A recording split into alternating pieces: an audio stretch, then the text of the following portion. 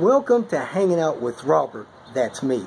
This video is composed of things that I tinkered with throughout the day. For step-by-step detailed instructions of those tasks, you can click on the links in the comment section below. This video should contain tips and tricks of things that I've learned throughout the year. Now, I only plan on leaving this video posted for about 30 days. I hope you enjoy it. Thank you very much for watching. Somebody made a mess in here, but I'm going to try to kick off my tinker with washing this cam cover and this intake manifold, because I want to paint this stuff this morning before I install it. So let me get cracking on that. Now that my cam cover is mostly dry, I'm going to go ahead and paint the part that I want black. I'm going to try to get 3 coats on this, and I had a couple of water droplets. Hopefully that won't affect it. It'll dry as well as the paint. Got my EGR pipe loose there with this thin 22. But this part up here is rusted too much. It won't break loose. Now my tune, my manual tune doesn't have this EGR. So I'm deleting it. And if I can't get that loose there, I'll just take the manifold loose, pull it out with the manifold. I already unplugged the wire, or I'm going to unplug the wire. If it's not, it's not. I'm going to unplug it now. And hopefully I get that loose to come out from the engine. If not, I'll pull these 2 8mm here and remove it that way. Forgot to pull this tube off before I pulled my intake up, so I broke that vacuum there. I got another vacuum I could put on it. This tube, however, came apart, so I'm going to see if they got one at the dealer, and I'll go get one of those. So let me see what I could do there. And this is how my intake valves look. Been running top tier gas only. Also been running Lucas fuel injection cleaner through there. Those valves look clean on this side. I'll look at the picture how the other ones look, and we'll get this head off so we can check that exhaust valve. But I am going to need one of these. Got my EGR pipe maneuvered out of the way. Pretty sure that this is a Volvo PCV kit, but man, it has 170,000 miles on it, so this stuff is brittle. I might go and grab one of those tubes that I like from the newer cars, put that on here so I don't have to worry about none of this stuff breaking. Time to drain my coolant, get this last 13mm the rest of the way out, and then start taking this cam cover off to pull the head out. This is how the inside of my cam cover looks. As you can see, there's absolutely no sludge, and that is at 365. Just a little tarnish. Let's look at this cover over here, see if these passages are clogged up. A couple of them are clogged up.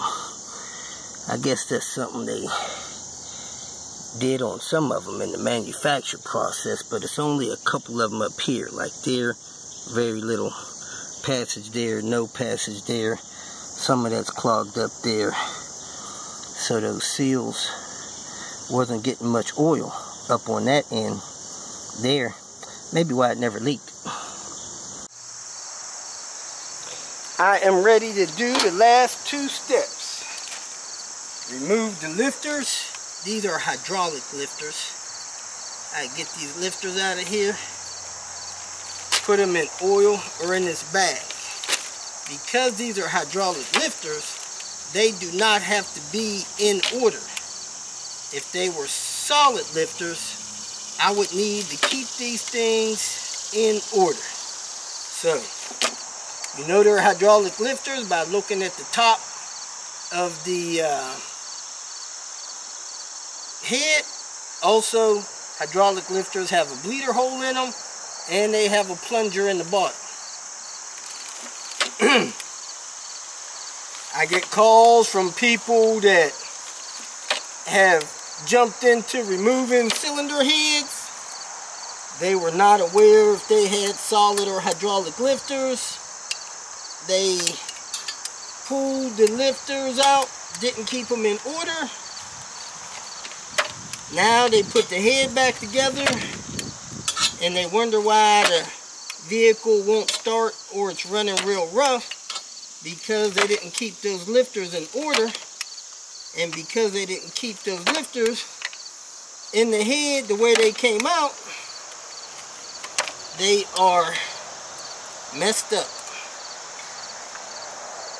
Valves are out of adjustment. These valves don't have adjustment because they have hydraulic lifters. So, know what you're getting into before you jump.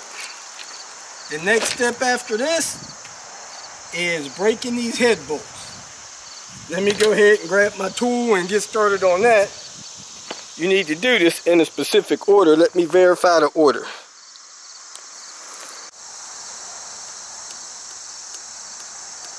The head I got from John was not warped. Likely because he pulled it correctly. The best way to do these head bolts is to rock them out and stagger them. So you do a quarter of a turn. This is the first bolt. See, I use my cheater. That way I could do a nice, smooth motion on this. Second bolt. Quarter of a turn. Third bolt.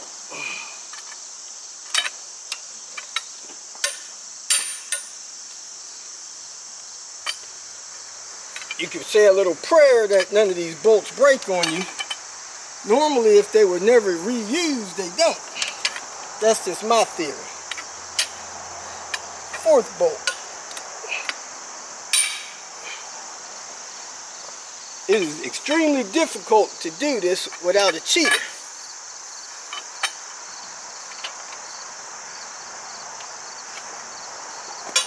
Fifth bolt.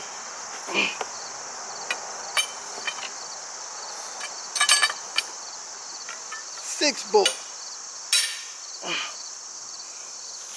Quarter of a turn at a time. Working the head. Bolts loose. Hopefully it won't warp coming up. Seventh bolt.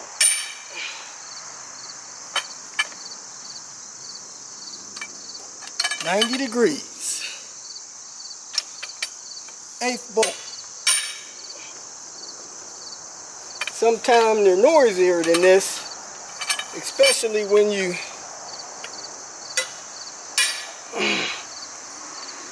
not using a cheater.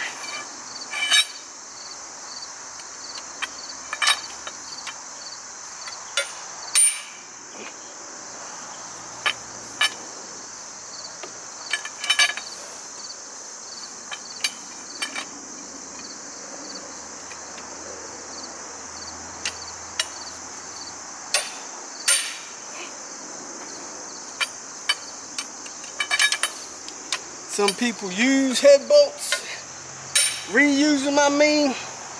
I do not. I'm too afraid. I'm afraid of hard work, people. Another quarter of a turn, each one, then I should be ready to pull them out one by one.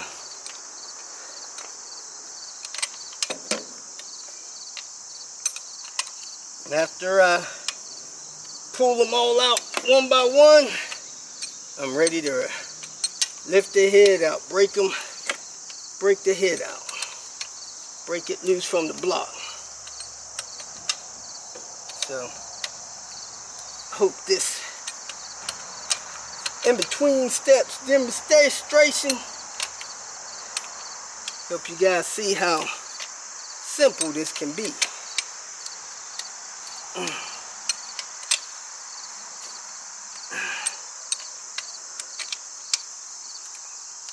Alright, go from there. I'm going to go ahead and spin them out with my speed wrench.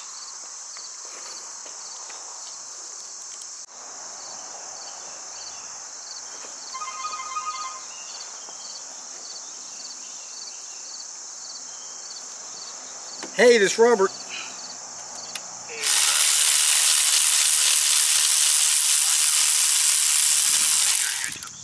Okay. Alright.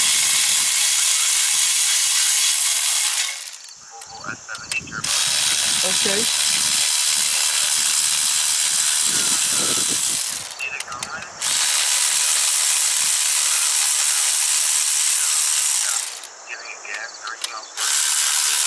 Okay, is it check engine light on? No, my service. Is your ETM light on? I don't think so, no. I mean, what all lights are lit on the gas? The battery light. You got an engine coolant light lit on your car while your car's running? Yeah. Why in the world would you drive around like that?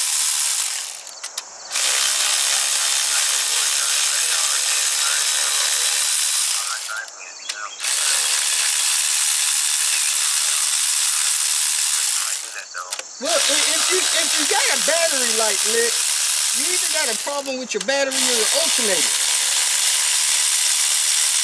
So you got to make sure you got all sufficient power to the car by putting a new battery or alternator in there, and then you can see if that problem goes away. But if you got a low battery, that might be your problem. If your alternator's not charging it.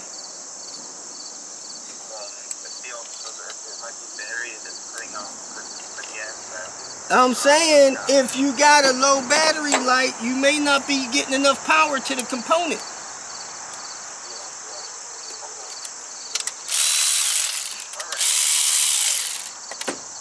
Other than that, you could get a scan somewhere for code, see if it's got some kind of codes lit in it.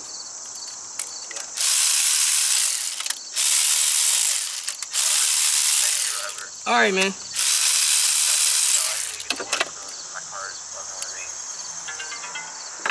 All right. Thank you. All right. Have a nice day. You too, bye.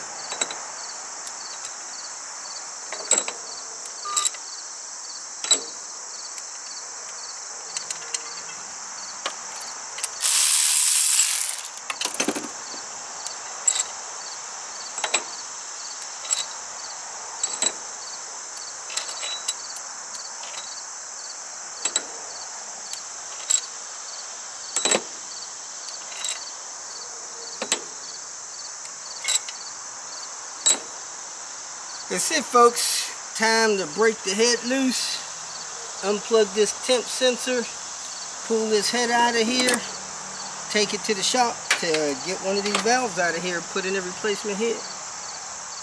Folks, my cylinder head. I've only been running super unleaded last 180,000 miles. It's been what do they call it? The top tier fuel. You can see some of the buildup in there, and that's that burnt valve. That is absolutely the smallest valve burn I think I've ever seen. So that's where I'm at, and I'm gonna look down these intake ports. I think I already did, which are not too bad, and let me see how bad these exhaust ports are. That's the one that was throwing raw fuel down it from the burnt valve. I'm going to pull a couple of these valves. It's got some buildup in it. I don't think it's all that bad though. Well, let me quit sitting here reminiscing and get this head up to the shop so I can pull a couple valves out and pick one to take for the replacement head. Pulling pay in Cincinnati, they still hadn't done nothing with this manual shift 850. Thing is sitting out here collecting dust. I don't get it. Look like somebody dropping off a V70 with some load bars on it. Need to come get a couple screws out of there. 99 or 2000 V70 trying to get this intake tube. Should have brought a knife out here. Have this lifetime PCV tube. It is very clear. Hook up the hose on there. Hook up the two hoses here. On this one it's a coolant hose, but it's a vacuum on my vehicle. And somebody has the legendary ABS fix right there. This vehicle has some good fog lights on it, and it has the good coated load bars on it that I put on my car, or I have for my car. Let me see if this trim is good. I might take this trim too if it's not cracked up. Man, that trim looks brand new. Let me grab that real quick. I have the R manifold installed. I took off the T5 manifold. There's a bracket down on the back of that T5 manifold that this R manifold doesn't use. So this will do the heat shield, but your pipe here doesn't have a support. So you can try to bend this pipe in shape so it doesn't have any stress on it, or you could build a bracket for it so that it's supporting this coolant line. So that's where we're at. Next step, I'm going to clean up the surface of the block. It's not too dirty. I usually plug all these ports, but since there's very little on here, I'm just going to scrape this stuff off the side. There's some membrane looking stuff in a couple of spots. I'm going to fish out and get this thing cleaned up. You can also see oh, that's the head gasket. Part of it came off, floating around in the coolant chambers. Let me go ahead and clean this up. Piston area. This is number 5. You can see the cross hatching pretty distinct in there. That's a sign of an engine that's in really good shape. It has a lot of compression still. That's number 2. That's number 1. Number 1 has the least visible cross hatching, but the compression in that thing, I think last I checked, was about 150, 155. So engine still has a lot of life on it. Let me keep cleaning it. Then I'm gonna pull the timing belt off because I'm gonna replace that and set the crank on the mark so that it can be in time to put the belt and the cams on. Head cleaned up as much as I'm going to, so I'm gonna go ahead and set the gasket on there so that it doesn't get any contaminants, because I actually rubbed it down with acetone as well. I have my timing on the mark, and I'll tell you, that was hard to see, that little notch in there, but it's right on the oil pump. Number 1 is on the upstroke, almost up. That's where 2, 3, 4, and 5 is.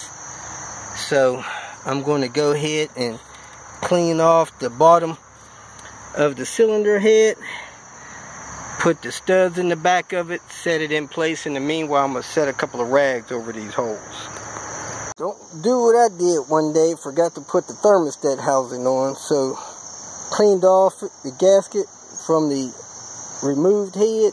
You run your finger around there, make sure it feels nice and smooth, and know that you cleaned it off good enough. So you're supposed to use 2 regular size gaskets or 1 extra thick gasket, so I ordered an extra gasket. Set the head in place on the gasket. I put the water pipe jacket bolts in. I set the head bolts in after I oiled them. Now, I did forget to check down in the head bolt holes for liquid. It's important that you run paper towel or something down there, make sure those things are dry, they don't have a bunch of liquid in them. I forgot to do that. I did drain my coolant off first, so maybe I'm okay. I'm going to take the risk, go ahead and torque these down. 15 foot-pounds, starting from the end, working my way out, 44 foot-pounds, then 130 degrees.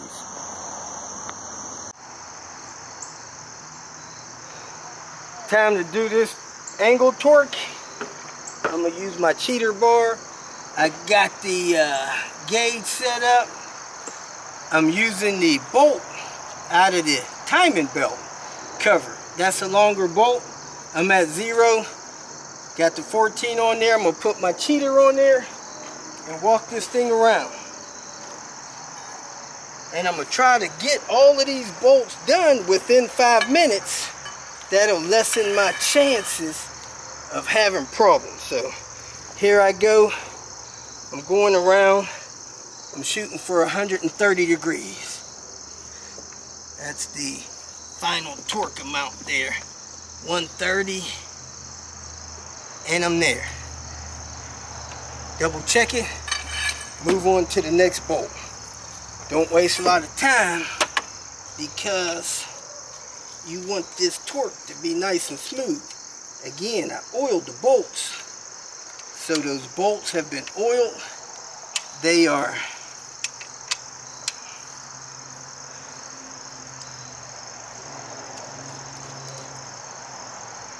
going in nice and smooth. They don't make a bunch of noise because they've been oiled. I set the gauge at 0. Bolt number 2. Don't lose count of your bolts. Make sure you down on it. If you use a cheater, walk it around nice and smooth until you get to 130 degrees. Hard for me to see this over here. There it is. 130. Stretching them bolts. Locking that head down. Now I'm going to go this one. Wipe this around here. Put this on 0. Time to hit the next one. So, if it makes noise, creaks, pops, all that stuff, don't let that stop you. Crank that thing around to 130. That's where it's got to be. This one's hard to see because it's around the other side. So you may want to take that thing around to where you can end up seeing it. If not, it's going to be a little tricky. Alright, now I'm going on my next bolt.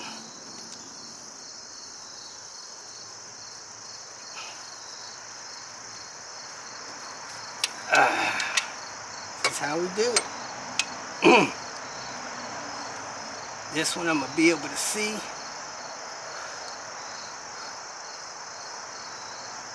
Because it's aligned to my visibility. This is bolt number 4. I had to do all 12.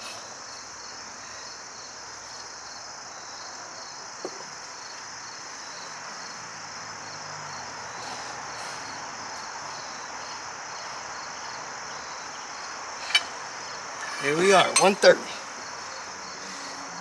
Keep it going.